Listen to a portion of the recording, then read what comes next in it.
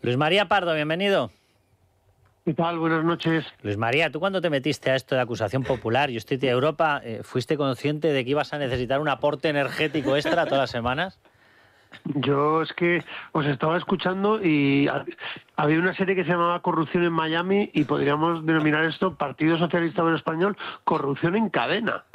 Porque la verdad es que, como dice Miguel Ángel, o sea, es que yo no me puedo creer que el presidente del gobierno, en una cadena de corrupción que ha marcado un antes y un después este informe de la UCO, no tuviera conocimiento de la podredumbre que existía dentro de su partido. A ver, te doy más titulares, Luis María, y tú nos los vas priorizando. Lo digo para que la gente vaya teniendo el repaso de toda la jornada. La UCO da por probada la conexión entre Acciona, Servinávar, Santos Cerdán, Koldo García Aguirre y las obras presuntamente amañadas.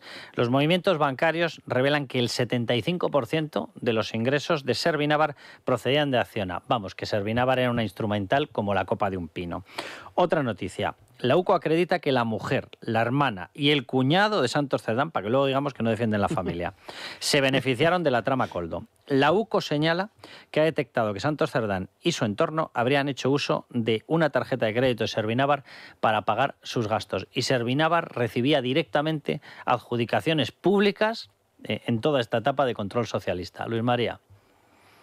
Bueno, pues lo que se viene a acreditar, ¿no? De cierta manera que con esa UTE que se hace con Acciona se llevaban, al parecer, un 2% y luego a través de las famosas cooperativas, ¿no? O de dos cooperativas era donde, bueno, presuntamente se venía a circular ese dinero, ¿no? Además, hay un dato muy importante que no puede pasar desapercibido, que es el túnel de Velate, porque creo que la concesión o la licitación fueron 68 millones, si no fueron 68 fueron 48. Creo que eran, ¿no? Hubo ampliaciones posteriores, sí, pero la inicial fueron... Exacto, la inicial fueron 68, efectivamente.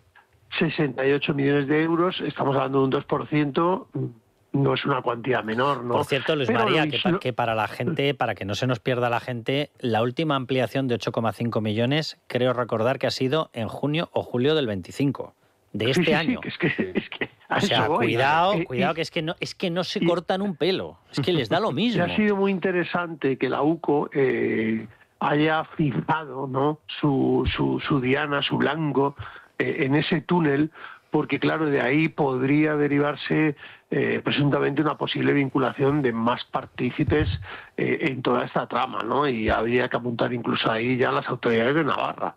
Entonces, a ver lo que va a pasar aquí en las próximas fechas. Yo creo que la UCO tenía muy claro dónde tenía que buscar, yo creo que lo ha encontrado. Este informe de la UCO supone un antes y un después. Voy a tomar como mías las palabras de Aitón Esteban cuando le hizo la moción de censura hace 7, 8 años ya al Partido Popular. Ten cuidado, Luis María, porque acercarse al PNV produce daños estructurales. A eso voy. Porque hace 7, 8 años se marcaba un antes y un después, y este informe de la UCO es un antes y un después, en el momento en el cual cada vez que la UCO empieza a señalar determinadas conductas, en posteriores informes todo eso se va corroborando. Y aquí al parecer han aparecido 3 personas o 3 cargos, por decirlo así, como que venían a corroborar lo que dijo Víctor de Aldama, que vino a decir como que, bueno, algo como la moción de censura, ¿no? Y tal, a ver el PNV qué papel tenía en toda esta historia. Y ahora a lo mejor comprendemos por qué muchos de los socios del gobierno de Pedro Sánchez no le retiran el apoyo a Pedro Sánchez. Bueno, a lo mejor comprendemos incluso, Luis María, el por qué se lo dieron, ¿no? Pero fíjate... bueno, claro. ¿Y por qué están ahora mismo manteniendo ese apoyo? Están unidos por el secreto, por lo que todos nos imaginamos. Otro titular, en línea con lo que estabas diciendo, Luis María, que a mí me parece gravísimo. Yo sé que siempre nos vamos, bueno, en el caso del PSOE, o a los latigazos de coca o a las prostitutas. En la corrupción normal nos íbamos al dinero. Bueno, esto también es un ejemplo del deterioro que tenemos de nuestra vida pública. Pero a mí me gusta ir también a cómo se fraguan esas alianzas políticas. Y leo este titular.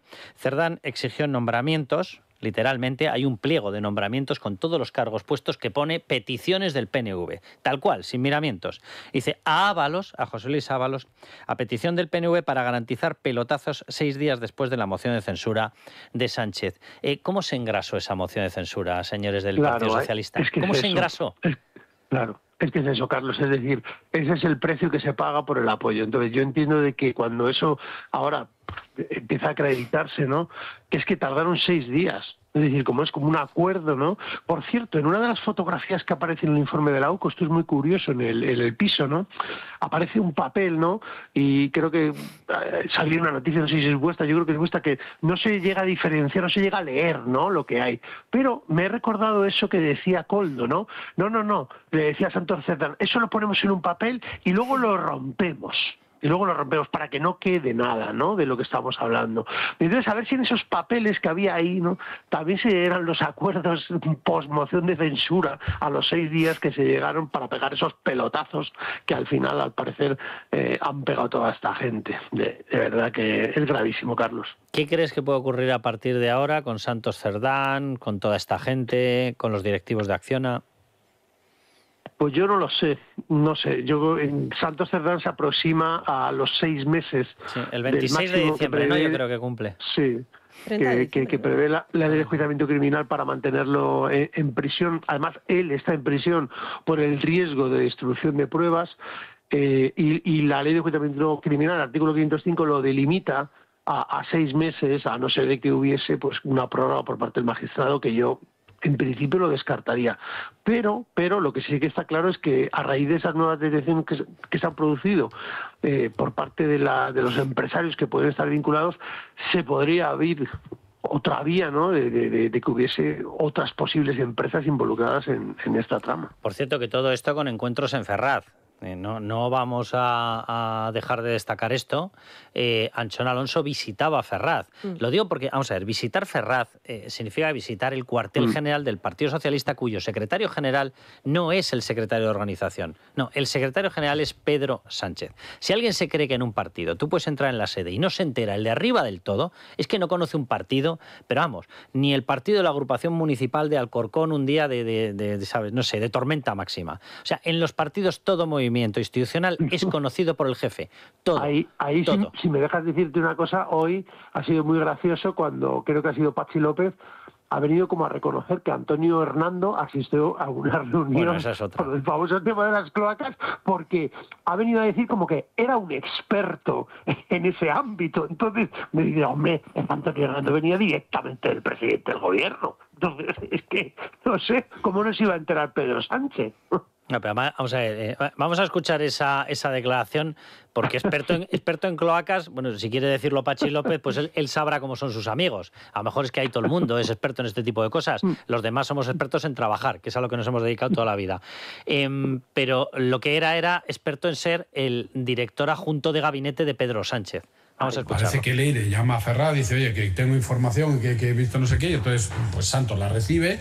Dice, ¿quién más sabe de estas cosas? Porque conoció en su época todos esos tejemanejes y tal. Pues bueno, pues Antonio Hernando, pues venga, que me acompañe, punto.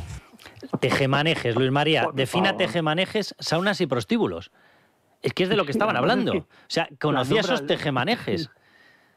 Me parece gravísimo, porque además nombra a Leire, nombra al director adjunto de gabinete, es decir, para que los oyentes entiendan, es decir, un jefe de gabinete, un director de gabinete es la mano derecha, la mano de detrás, la mano de delante del presidente o el secretario de un partido o del presidente del gobierno, lo sabe todo de él.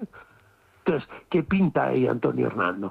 ¿Qué pinta esa reunión? ¿Qué pinta ahora que Patxi López venga a decir que además asistieron y que le ve como una cierta naturalidad a algo que no puede ser natural, ¿no? Porque además, si la sede de un partido se convierte en el lugar más seguro para realizar esos tipos de tratos que se llevaban a cabo, es que uno tiene que empezar a pensar, es que había más gente involucrada en todo esto. No, totalmente. Luis María, un abrazo muy fuerte y muchísimas gracias. Un saludo a todos, buenas noches.